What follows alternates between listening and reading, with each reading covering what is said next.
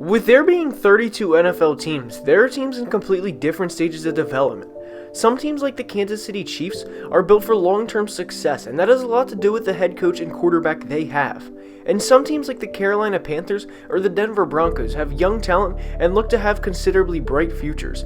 However, there are teams in between the long-term success and bright future, and those teams are in what we would call now a win-now mode. There are more categories of what teams are in to be clear than a win-now, bright future, and long-term success to be clear, but we're going to focus on several NFL teams that need to win now before they hit a complete rebuild in today's video. But before we get started, make sure to like the video and subscribe to the channel, as all support is very much appreciated. Now let's begin. We start today's video in Pittsburgh to discuss the Steelers. They are 100% a team in win-now mode, and that's largely due to quarterback Ben Roethlisberger. Quarterback is the most important position in sports, and we saw how the Steelers played last season with multiple lackluster ones. They finished 500 despite having an elite defense, proving that no matter how good a defense is, the offense needs to be at minimum average. And Ben Roethlisberger can be average in 2020, as in his last full season starting in 2018, he led the league in completions, passing yards with over 5,100, and threw a career-high 34 touchdown passes. He led the Steelers to 9 wins, and more than proved he had some left in the tank. Unfortunately, he got injured in 2019, and because of the play they had last year on offense, and Big Ben being 38 years old, the Steelers are in win-now mode. When a team has a quarterback this old, with clear uncertain plans ahead, this is by every definition a win-now team. Certainly if the Steelers don't win another title before Big Ben retires, it doesn't mean his career is a failure by any means, but the Steelers are pushing for one last run with Ben. They have a great defense with players like TJ Watt, Minkah Fitzpatrick, and Devin Bush, and while those guys will all certainly be around till the mid to late 20s, they don't want to wait around for a rebuilding team and a young quarterback to get good, while their primes are spent on a 7-9 win team every year. The Steelers could do something similar to the Colts are doing now and bring in a veteran starter, but again, that only delays the problem 365 days. Not only is Ben old, but the Steelers will have some hefty contracts to soon pay to those young players, which definitely makes their situation a win-now mode. Next, we go to Wisconsin to discuss the Green Bay Packers.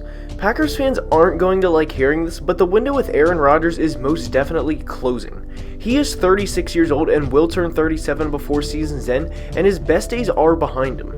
His good days, which you could say are from now until he really starts to decline, are better than most, so it's not like Green Bay is going from an all-time legend to a 4-win-a-year player. It's just Rodgers' elite 45 touchdown to 6 interception season and on-the-run opposite direction throws are behind him. In 2019, they had a good running game to complement Aaron's physical gifts slowly declining, and it, along with an elite defense, were why they went 13-3. Aaron Jones won't rush for 16 touchdowns every season, and while they can play relatively turnover-free, they won't always finish second in the league with just 13 turnovers every season. They also had nearly 40% of their turnovers against the Minnesota Vikings, as 5 of their 13 turnovers came in just those 2 games. So aside from that, they played mistake-free for the majority of 2019. I don't expect Aaron Rodgers, at least not this year, to drastically fall off and become a bottom-tier quarterback, but I don't think he will be a top 10 statistical quarterback in 2020. While his career has been a success and will always be a success, I think it is a little bit of a letdown for him to only have 1 ring, while Tom has 6 and Pat Mahomes already has equated his total before the age of 25. The Packers did draft Jordan Love in the first round of the draft, but he, as of now, is nothing more than a project player. Aaron certainly won't be giving up his job anytime soon, and there's no guarantee that Jordan Love becomes the next Aaron Rodgers. He could become a great player down the road, but that doesn't help players like Devontae Adams, Zadarius Smith, and David Bakhtiari get rings before they are either out of their primes or no longer a part of the team. With Green Bay falling just short of a Super Bowl appearance in 2019 and having a 36-year-old quarterback start for them in 2020, they are a win-now team. Heading from Green Bay to Indy, we go to discuss the Colts. They are like the first 2 teams we discussed in having an old quarterback, but their situation is a little different from theirs for a few different reasons. Andrew Luck retired just a few weeks before the 2019 season started and unintentionally handcuffed the Colts franchise. I completely understand why Andrew retired, and I'm not criticizing him or his situation. I am simply stating that because of that unexpected retirement at 29 years old from their franchise quarterback, the Colts were left without one and ultimately a plan going forward. They have made adjustments though and now have Phillip Rivers at 38 years old, and the Colts didn't sign Phillip with the intention of being a mediocre team, especially in their division.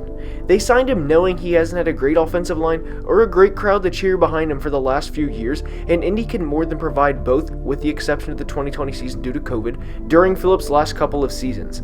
Philip can lead this team to a division title in 2020, and that's what the Colts expect. I think a Super Bowl is out of the question for this team, or really any other team in the AFC South for that matter, but the Colts aren't exactly tanking for Trevor Lawrence or any other quarterback in the 2021 draft. They have given Philip a situation most quarterbacks dream of, where he can hand the ball off to two more than adequate running backs in Marlon Mack and Jonathan Taylor, and to play behind an offensive line that has players like Anthony Costanzo, Quentin Nelson, and Ryan Kelly. While Philip had a down year in 2019 for his standards, he didn't have an offensive line anywhere near what he has in Indy and is used to playing in hostile environments.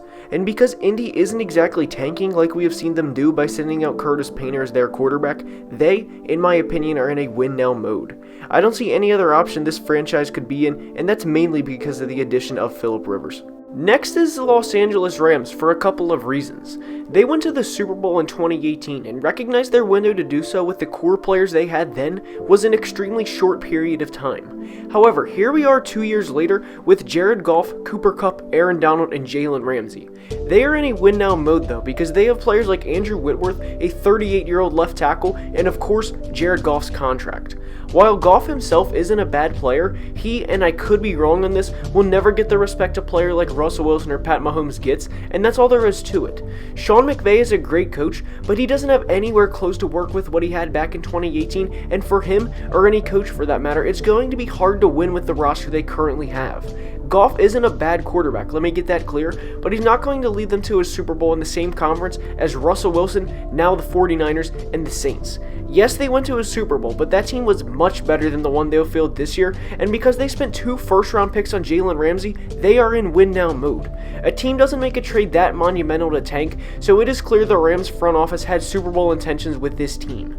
Cam Akers is an X factor, and how he plays in 2020 will be critical for this team's success, and whether he is a great rookie or a flat-out bust could determine if they are a 6-win team or a 10-win team. Giving Jared Goff the help he needs from the run game standpoint is huge, and if he can't provide it, then it could be a sub-7-win season for this team. They are stuck in one of the worst positions in sports because they don't have a first-round pick until 2022, and their team simply isn't good enough to win it all to make the Ramsey trade worthwhile. Tanking for this team isn't an option either due to this, and because of that, they most definitely are considered a win-now team. And unfortunately for Rams fans, I don't see any way they win a Super Bowl in the next few years with this roster. And we wrap today's video up in Minnesota to discuss my Minnesota Vikings. The Vikings have a very good roster with players like Kirk Cousins, Dalvin Cook, Adam Thielen, Kyle Rudolph, Danielle Hunter, and Harrison Smith. They all, with the exception of Dalvin and Danielle, are in their 30s, and they're all very soon going to be out of their prime.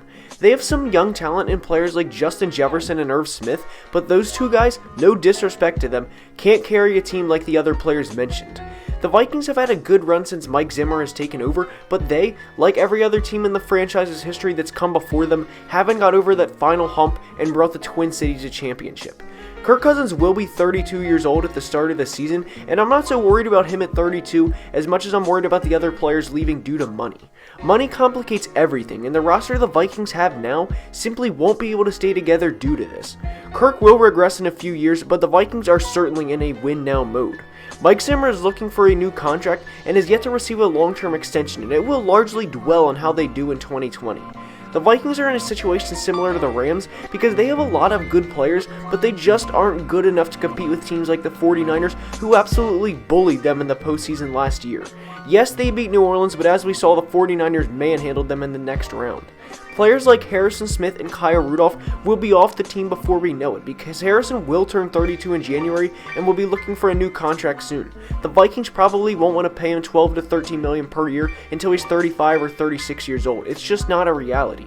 Kyle has an insane cap hit as he re-signed last offseason, and all that contract was to take guaranteed money off of the current year. The Vikings are certainly not in a rebuild and are certainly not trying to tank to get Trevor Lawrence. They're in a win-now mode, and players like Anthony Barr and Eric Hendricks want to bring Minneapolis a Super Bowl, especially with what's happened the past month or so, and 2020 will be one of their final chances with this core roster.